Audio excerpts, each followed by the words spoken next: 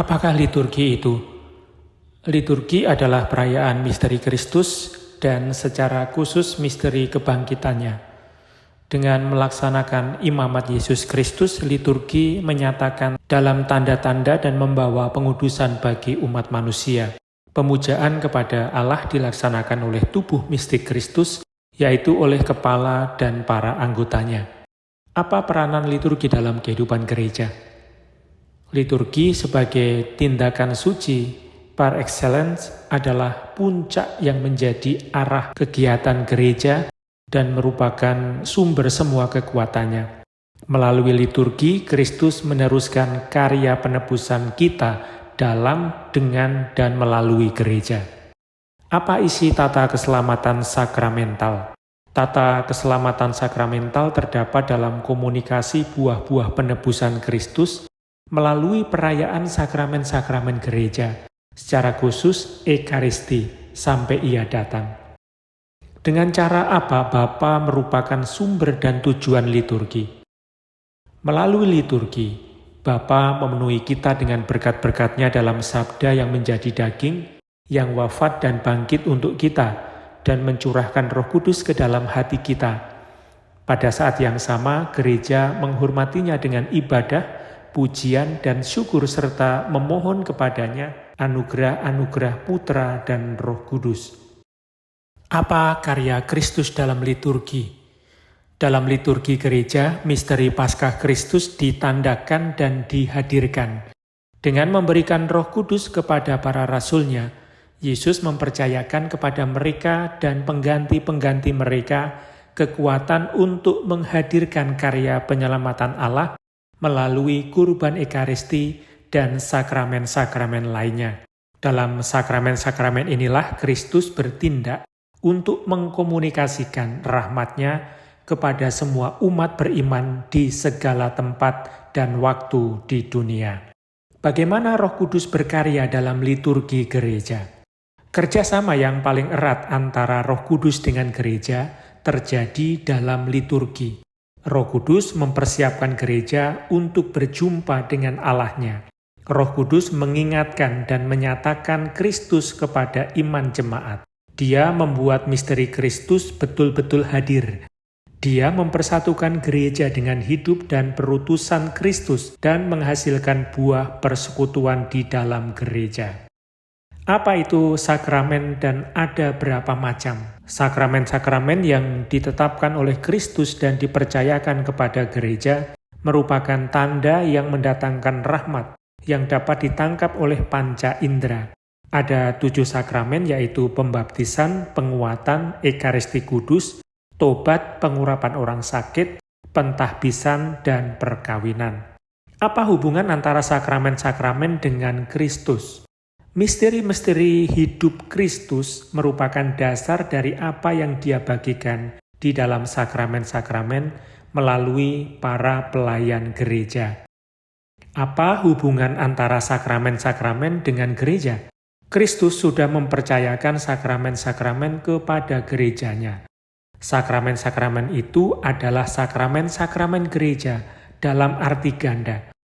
Sakramen-sakramen itu dari gereja sejauh merupakan tindakan gereja yang pada gilirannya merupakan sakramen tindakan Kristus, dan untuk gereja sejauh sakramen-sakramen itu membangun gereja. Apa itu meterai sakramental?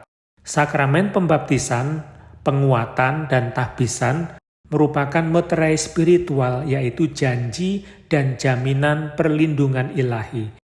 Karena meterai ini, orang Kristen dipersatukan dengan Kristus, mengambil bagian dalam imamat-Nya dalam berbagai cara, dan mempunyai peranan di dalam gereja sesuai dengan kondisi dan fungsinya. Karena itu, mereka ini dikhususkan untuk ibadah dan pelayanan gereja. Meterai ini tidak dapat dihapuskan sehingga sakramen-sakramen bersangkutan hanya diterimakan satu kali selama hidup. Apa hubungan antara sakramen-sakramen dengan iman? Sakramen-sakramen tidak hanya mengandaikan iman.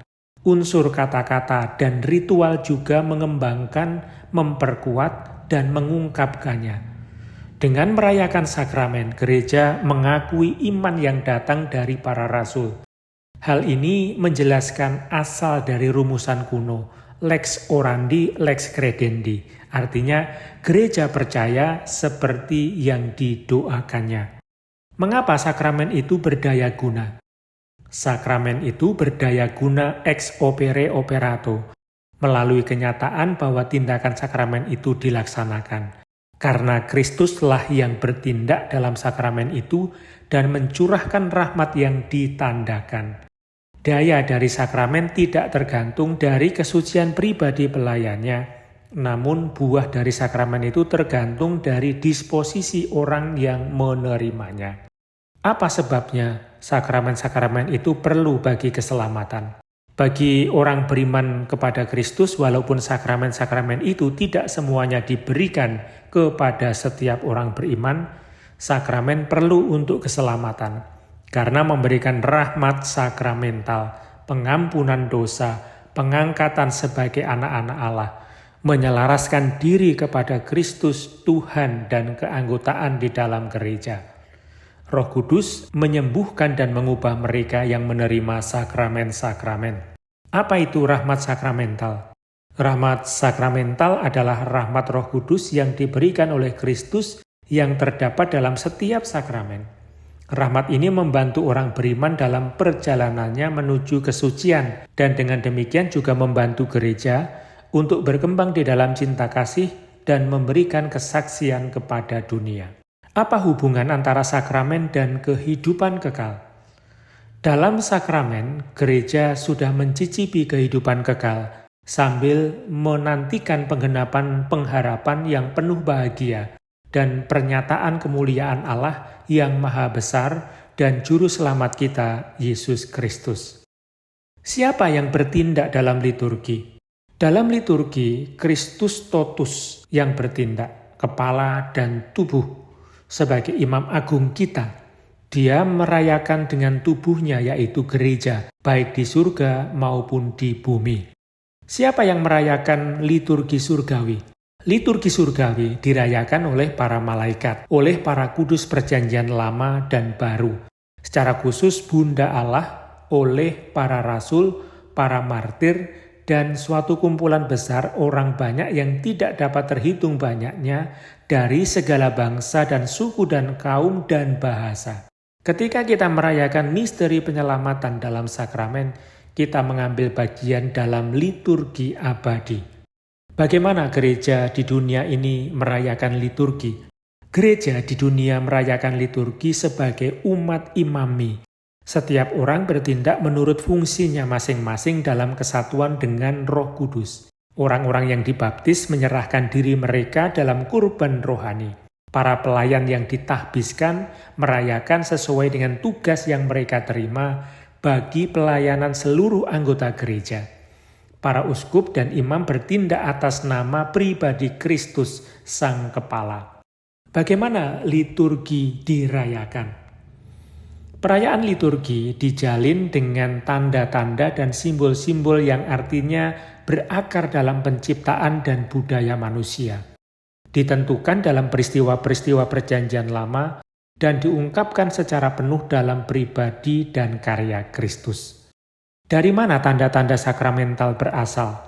Beberapa hal dari ciptaan, cahaya, air, api, roti, anggur, minyak, yang lainnya berasal dari kehidupan sosial, mencuci, mengurapi dengan minyak, memecah roti. Beberapa yang lainnya lagi berasal dari sejarah keselamatan dalam perjanjian lama. Ritus Paskah, kurban, penumpangan tangan, pengudusan. Tanda-tanda ini yang beberapa bersifat normatif dan tak berubah diambil oleh Kristus dan dipakai untuk tindakan penyelamatan dan pengudusan. Apa hubungan antara tindakan dan kata-kata dalam perayaan sakramen? Tindakan dan kata-kata sangat erat berhubungan dalam perayaan sakramen. Bahkan walaupun tindakan simbolis itu sendiri sudah menjadi bahasa pada dirinya sendiri, masih perlulah kata-kata ritus menyertainya karena menghidupkan tindakan tersebut. Kata-kata liturgis dan tindakan itu tidak terpisahkan. sebab keduanya merupakan tanda-tanda yang bermakna dan melaksanakan apa yang ditandakan. Apa kriteria lagu-lagu dan musik yang sesuai dengan perayaan liturgi? Karena lagu-lagu dan musik sangat erat berhubungan dengan perayaan liturgi, perlulah memperhatikan beberapa kriteria. Syairnya harus sesuai dengan ajaran Katolik. Lebih baik kalau diambil dari kitab suci dan sumber-sumber liturgi. Harus merupakan ungkapan doa yang indah. Musiknya harus mempunyai kualitas tinggi. Lagu dan musik harus mendorong partisipasi aktif orang-orang yang hadir dalam perayaan liturgi. Harus mengungkapkan kekayaan budaya umat Allah dan ciri khas perayaan yang sakral dan agung. Dia yang bernyanyi dengan baik berdoa 2 kali, kata Santo Agustinus.